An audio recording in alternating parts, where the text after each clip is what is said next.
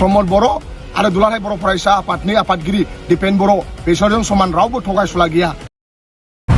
भेन्सार स्कुलखौ सरकारि खालामगोन होननानै लिस्ट लाहोबाय, नाथाय प्रमोद बर'आ आसाम सरकारजों कुनु दिन भेन्सार स्कुलखौ सरकारि खालामगोन होननानै रायलायाखै। बिथाङा गावनि सार्थ, गावनि प्रब्लेमखौल' लानानै आसामनि चिफ मिनिस्टारजों रायलायो।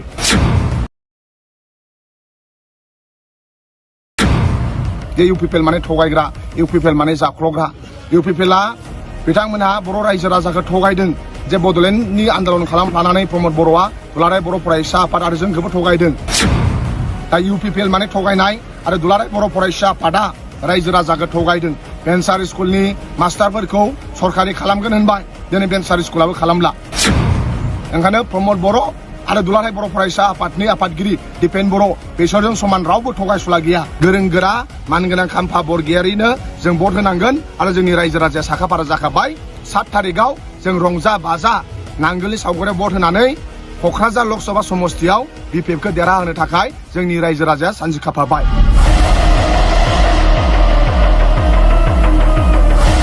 बिटिआर एकर्डनि मोनसेबो दफाखौ मावफुंला।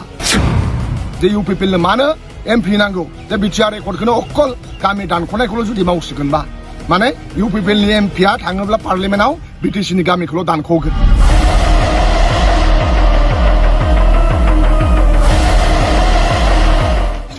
दिनै जोङो क'क्राझार लकसभा समस्तियाव गोलैनाय बिपिएफनि जानानै मानगोनां खाम्फा बरगयारि बिथांनि इलेक्सन फोसावदिं हाबाफारियाव बाहागो लाफैदों आरो गोबां बनरगाव समस्तिनि सिङाव गोलैनाय गोबां रायजो राजानि जों मदद मोनदों।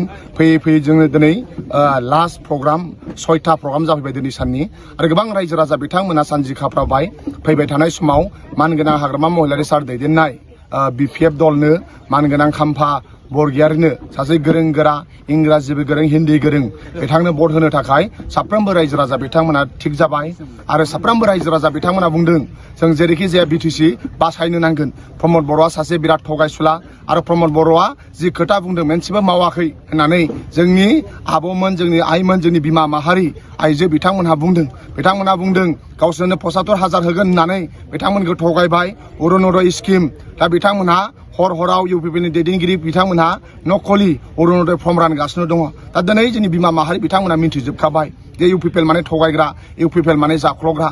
इउपिपिएलआ बिथांमोनहा बर' रायजो राजाखौ थगायदों जे बड'लेण्डनि आन्दलन खालामफानानै प्रमोद बर'आ दुलाराय बर' फरायसा आफाद आरो जोंखौबो थगायदों। जि सानसिम बड'लेण्ड मोना गाव खुनु दिन एमएलए मन्थ्रि जाया होननाय मानसिया दिनै बड'लेण्ड मोनामालासिनो एमएलए मन्थ्रि जाहैबाय।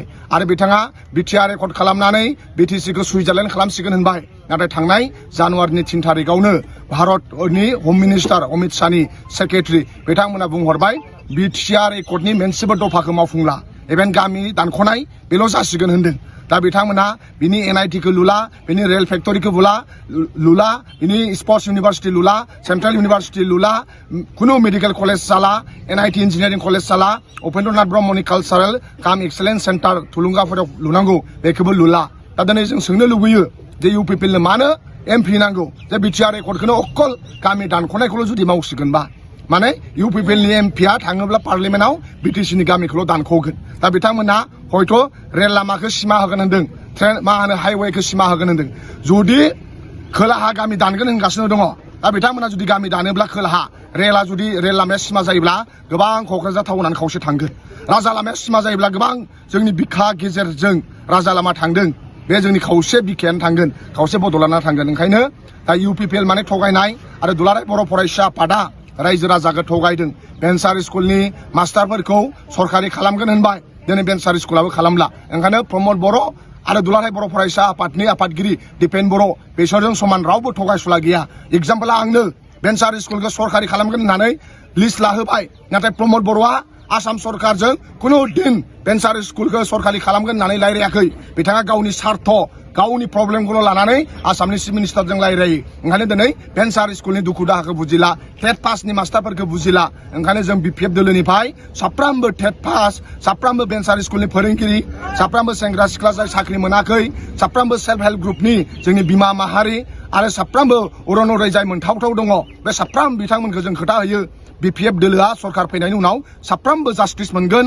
आरो देग्लाय देश बासायनायनि नामाव साफ्रोमबो UPPL आरो साफ्रोमबो एबसुनि मावथि बिथांमोनाबो जाहाथे नांगोलाव भट होयो मानोना बोरैबा जुदि एबसुनि बिजाथि जयन्त बसुमतारिया देरहालाङोब्ला जयन्त बसुमतारिया ना हिन्दी रोंगौ ना इंराजि रोंगौ एबसुनिबो मान सन्मान थानाय नङा UPPLनिबो मान सन्मान थानाय नङा जोंनि BTCनिबो मान सन्मान थानाय नङा ओंखायनो जों सासे गोरों गोरा मानगोनां खाम्फा बरगयारिनो जों भट होनांगोन आरो जोंनि रायजो राजाया साखाफारा जाखाबाय 7 तारिखआव जों रंजा बाजा नांगोलनि सावगारियाव भट होनानै क'क्राझार लकसभा समस्तियाव BPFखौ देरहाहोनो थाखाय जोंनि रायजो राजाया सानजि खाफाबाय दिनै UPPLआ IY न' थगायनाय आरो गुबुन गुबुन थगायनायाव बिथांमोना गोजो गोजो फैसा दङ बिथांमोना हेलिकप्टार लानानै जोंनि बड'लेण्ड ओनसोलाव गोबां इलेक्सन केम्पेनिं खालामनो फैदों नाथाय जोंनि रायजो राजा बिथांमोना थाङा होनदों मानोना हेलिकप्टार लाना फैनाय रायजो राजाया इलेक्सननि उनाव बिथांमोना गावबा गाव न'आव थांफिनगोन रायजो राजाया बिथांमोनखौ लोगो मोननाय नङा ओंखायनो जोंनि स्टार केम्पेनियारा जोंना मानगोनां हाग्रामा महिलारि सार BTCआव हाग्रामा महिलारि सारखौ नायनो थाखाय